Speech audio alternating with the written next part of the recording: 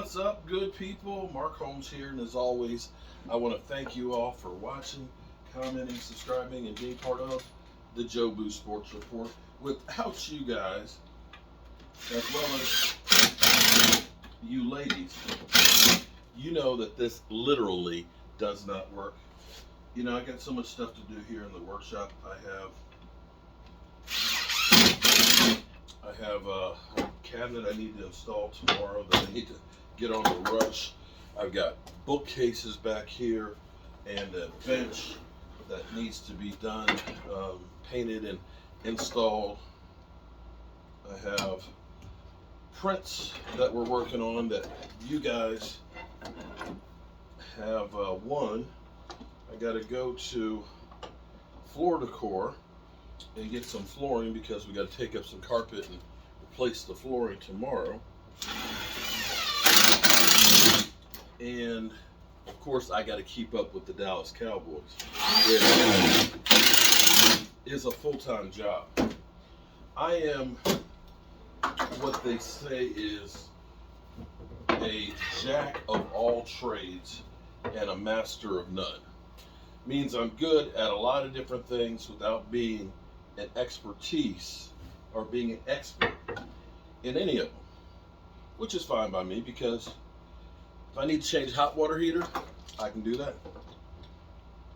If I need to run a few new circuits or even set a panel for your house, I can do that. If I need to build some custom cabinets, I can do that. If I need to do something a little bit different, art-wise, I can do that.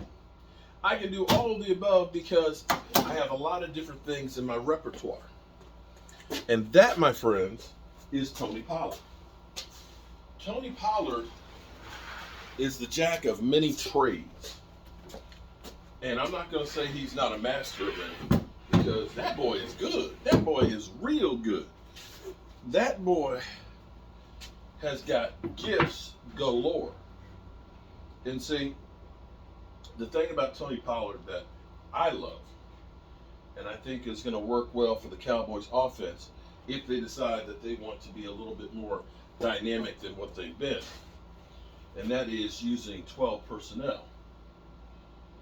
12 personnel is perfectly suited for Tony Pollard because 12 personnel used to be basically a running formation. But 12 personnel can be very, very dynamic if you have the right personnel for 12 personnel. Guys that can be a jack of all trades, so to speak. And this is where Tony Pollard, who is a running back slash wide receiver, fits in great. Because 12 personnel, you line up with two tight ends. One of the tight ends can be an H-back, which instead of being up on the line of scrimmage, he's kind of between where a fullback would be and a tight end. He's offset off the line a little bit. He can be a lead blocker. He can be a wham blocker. He can actually be a wide receiver. He can take on the blitzer, chip him, and go out and catch the quick pass. And this is where Tony Pollard really has a certain set of skills that he can bring to the table. Because Tony Pollard is great outside of the tackles. See, when you use Tony Pollard outside of the tackles, per se, let's say you end up doing a dump off to him outside. Tony Pollard is fantastic at that. Why? Because he's got the speed that you need to be able to make those moves. He can basically get what would be like a long handoff. You have him in the backfield, play action him, he goes out in the flat, throw the ball to him. You have Dak rolling out. There's so many different things that you can do. Now see, Tony Pollard, because a lot of people said, we need Tony Pollard to start and set Zeke. It's not one or the other. It's actually both. But with Tony Pollard, and I understand the fascination because, see, you get drunk with seeing 6.2 yards outside of the tackles. The thing is if you were to make Tony Pollard a featured back, the problem is he's a jack of all trades. And I'm not sure he's ready to master being the every down back and taking the pounding. Because, see, there's a difference here. If you watch Tony Pollard's runs, most of his big runs are outside of the tackle, okay? He gets the ball in space. He makes people move. He's got the speed you need. That's one set of skills that he has.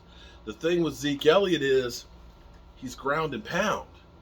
He doesn't have the same speed that Tony Pollard has out there, but when you need somebody to pound the rock, that's the guy you want to have in there between the tackles. You got short yardage. You want to make sure you've got Zeke in there running the football. Tony Pollard is not going to do that. And back to the other part of this equation, there's a point of carries that you have diminishing returns. The problem is of course, the more you carry the football, the more you get worn down, the more you are susceptible to injuries, the less wins you have when you're out there. So if you were to take Tony Pollard, a jack of all trades, and say you're now the featured back, you're going between the tackles now, 5-10 plays. You're going to go outside the tackles, another 10 plays. We're going to use you in the passing game. He won't be as effective. Teams will figure out how to stop him and his progress. And this is where, we're panicking about our running attack. As bad as Zeke was with the PCL injury, he still averaged 4.7 yards a carry, and that's between the tackles the first 8 games. Seriously. After the injury, after the offensive line went down, wasn't there. And if you take the holes that weren't there, this isn't like when you had Larry Allen in there beasting and pushing people around like crazy. This was actually not good as far as blocking. There weren't holes there for Zeke to run. And I don't know what people expect when you have penetration of 2 or 3 defensive linemen as he's getting handed off the football.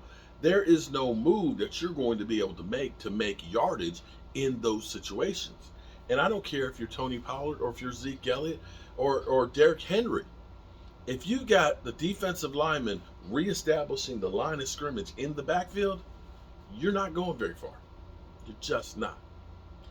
And that's one of those things, as Joe the fan, we look at and we say, oh, well, Zeke, man, look at that, man. He's not breaking tackles. Okay, generally speaking, when you look at when Zeke Elliott was running really well, he had holes to go through that he could hit. He can still hit that hole. He doesn't have that burst to go all the way down the field, but you don't need it if your offensive line is opening up holes. Now, I'm not saying that we shouldn't probably play, Tony Pollard a little bit sooner and play him a little bit longer, but turn around and say, just bench Zeke and just run Tony Pollard all day. That's not going to work. He's not a between the tackles guy. And I think about the Washington football team, the Washington Commanders, and what they were during their heyday when they had a John Riggins, who was the bruising ground and pound back. And then they had a Joe Washington, who was like a third down specialist, who would eat you up. And that combination of the two were very dynamic in diversity of what they could do. But here's the key, though. Their offensive line, they were beasts. They were opening up holes, which, my friends, is the one thing that you must have from your offensive line. We need them to do better than what we did last year. That Connor Williams penalties and getting lifted up and dropped in Dak Prescott's lap. Lyle Collins, who to me was a shell of himself. Tyler Badish, who may be, a guy who's going to be fighting for his starting job. Those 3 guys weren't part of the standard of what we used to have in offensive line. And we got to get back to that. And so, you know how it is.